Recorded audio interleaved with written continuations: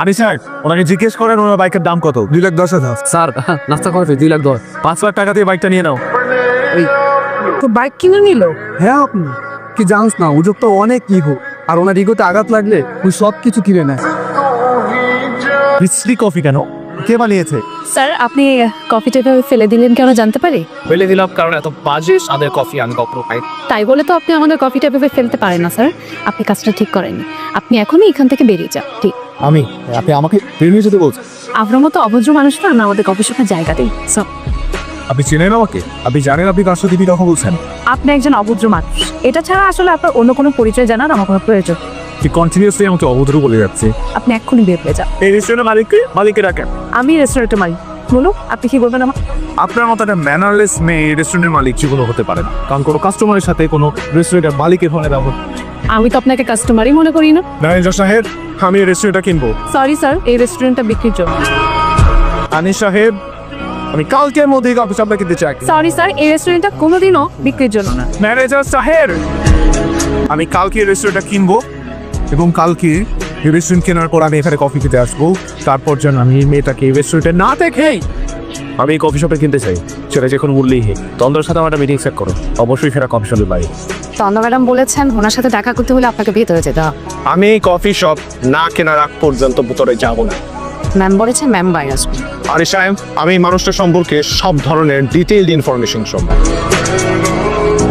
আপনার জন্য 50 লাখ টাকা একটা চেক এনেছি। লাগবে না, আমার কফি শপটা আমি বিক্রি করবো না। এত ইগো আপনার? আমার যেটা সেটাকে ইগো বলে না, সেটাকে বলে আত্মসম্মান। আর আপনার যেটা সেটাকে বলে বাপের টাকা উড়ান, বাপের টাকা ফুটানি করে। আপনি কি আমার সাথে একটু ভালো করে কথা বলতে পারেন না? অবশ্যই পারি, কিন্তু আপনার সাথে বলবো না, কারণ আপনি সেটা ডিজার্ভ করেন। আমার উপর তো রাগ কেন? ওয়াই? আমার আপনার প্রতি রাগ না, আপনার মতো বড় লোকের ছেলেদের প্রতি রাগ, যারা আসলে ভাবে দুনিয়াতে টাকা দিয়ে সবকিছু কিনে ফেলতে পারে। আসলে টাকা দিয়ে সবকিছু কিনে নেওয়া সম্ভব, because money is power, money is everything. অবশ্য আপনি তো এটা বুঝলেন, কারণ আপনার কাছে তো টাকা নেই। আমার আসলে সেই টাকার দরকারও নেই যে টাকা মানুষকে অমানুষ হিসেবে গড়ে তোলে। আমি এখন যা আছি খুব ভালো আছি। অবশ্য আমি আপনাকে বোঝাতে চাই যে টাকা দিয়ে সবকিছু আপনি কিনতে পারবেন না। টাকা দিয়ে আপনি একটা 5 স্টার হোটেল থেকে কিনতে পারবেন, কিন্তু আমার যে ছোট ক্যাফেটা আছে না, সেটা আপনি কখনো কিনতে পারবেন না। মাইন্ডেড। তন্দ্রা ম্যাডামের বিষয়ে খোঁজ নিয়েছিলাম। ওনার মা খুব অসুস্থ, ওনার বাবা চাকরি টাকরি নিয়ে ওনার আর্থিক অবস্থা খুবই খারাপ। জিনিস নিয়ে যেতে হবে, কিন্তু অনেক টাকার প্রয়োজন স্যার।